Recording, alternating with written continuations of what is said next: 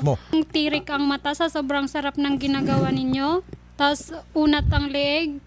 Ano yun, Nay? Tapos ikaw pa yung nag-I love you, nakakahiya ka. Kasi sobrang taas ng tingin ko sa'yo bilang isang ina. Malaman ko ganun ka pala.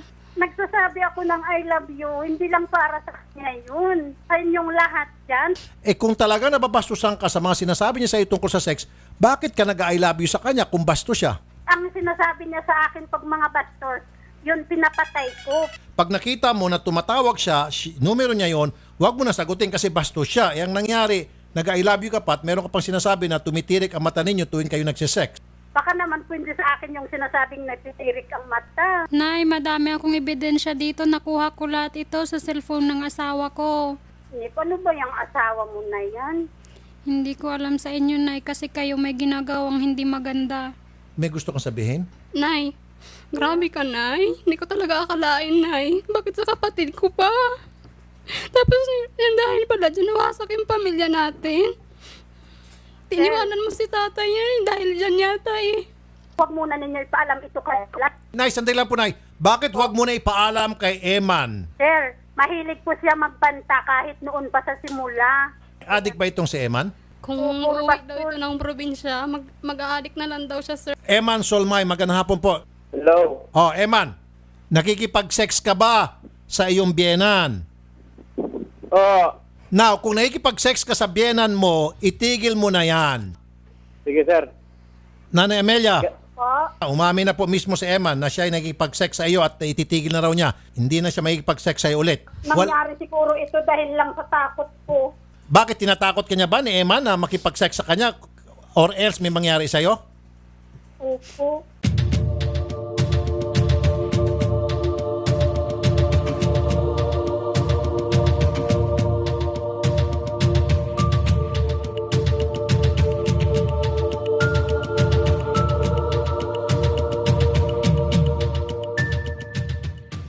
Mas masarap ang ginagawa ni Ferdinand sa'yo. Hindi naman masarap ang ginagawa ko sa'yo. Ay, hindi naman katirik mata.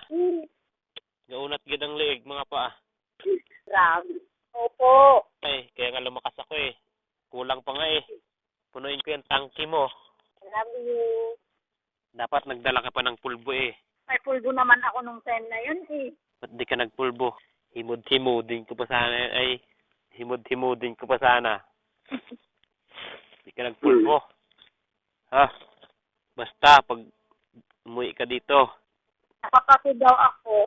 Pero ang sarap, hindi ko makalimutan. Bakit sino ba maayaw? nung unang labas, ano pakiramdam mo? Awas-awas, no? Oo. Ramdam mo? Kalat sa banig ay. Marami na namang buko itong kinuan, stock. Nagandaan mo din talaga ako eh. Love you. Ayaw ko na sana talaga maulit kasi nangyari yun sa amin noon.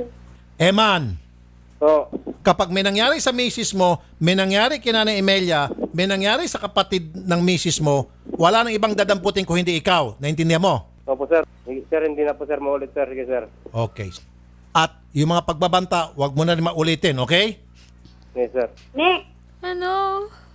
kung pwede sana tayo na lang ang kasama dito lang Ayaw tayo ko. sa bilang tirahan. Ayaw ko na. Baka mamaya magkasabot pa rin kayo. Nawalan na ako ng tiwala. Pasensya ka na. Nick, ibalik mo ang pagtitiwala kasi hindi ko naman ito sa gustuhan, Nick. Nangyari ito noon sa Mindoro, Nick. Awang-awa ako sa dalawa kong anak na Yung anak kong isa maliit pa. Pero ngayon hindi ko siya kasama. Sir, may sasabihin po ako sir. Sige, magsalita ka, Eman. Hello ma. Sir, patawarin niyo na lang ako sir. Hindi ko na inuulitin sir. Sir, wala ko kayong kasalanan sa akin. Ang kasalanan nyo po dito sa misis nyo. Mapatawarin mo ako ma. Hindi ko na uulitin yun ma. Noon pa yun ma. Alam mo pa, halos buong buhay ko pa, parang naging miserable na mula nung naging tayo pa, naging mag-asawa. Uuwi na lang tayo sa Mindoro ma. Doon na lang tayo mamumuhay ma. Ayan, natatakot kang iwanan kita. Kasi ikaw naman yung naunang gumawa ng panluloko sa akin. Ma, uwi na lang tayo ma. Alam mo ba yung sakit na nararamdaman ko sa panahon na naglilihim ako sa'yo tungkol sa mga bagay na to? Halos mabaliw ako sa kakaisip. hindi na ako makakain, hindi ako makatulog ng maayos. Pero kailangan kong makisama sa iyo ng maayos para lang hindi kami mapahamak. Tuloy na lang sa kabilang Sige, booth. sige, Okay. oo. Nakahinga na ako ng maluwag ngayon sa lahat-lahat ng mga ginagawa mong kalukuhan sa akin. Dito lang ako magtatrabaho ako para sa mga anak natin. Kung gusto mo talaga magbago, magbago ka ngayon din. Simulan mo yan. Mamuhay ka, patunayan mo, suportahan mo ang dalawa nating anak. Sige sir, aminin ko na po sir lahat sir. Para matapos na po, handa po ako magbago sir. Okay. Handa ka magbago. Magamit po ako ng marijuana sir. Man, magbago ka na. Hindi ko alam kung ano magiging desisyon nitong misis mo. Kung ano yung sasabihin niya sa amin, yun ang gagawin ko. Sabi mo gusto mo mamuhay tayo sa bundok? Ayaw ko kasi umuwi doon sa atin. Ang hirap-hirap ng buhay doon. Sige, papayagan kita. Kung mahal mo talaga kami ng anak mo, hayaan mo muna akong lumayo sa'yo. Sir, reporter natin. Palalayasin natin si Eman. Magkaroon ng pag-uusap sa barangay, magpirmahan. Naalis na siya, punta na siya sa probinsya, maghanap buhay siya, tapos bigyan niya ng pera yung mga anak. Kasamang barangay, kasama si Pupulis. Okay? Sige, gagawin natin yung ngayong araw na ito. Okay, ma'am?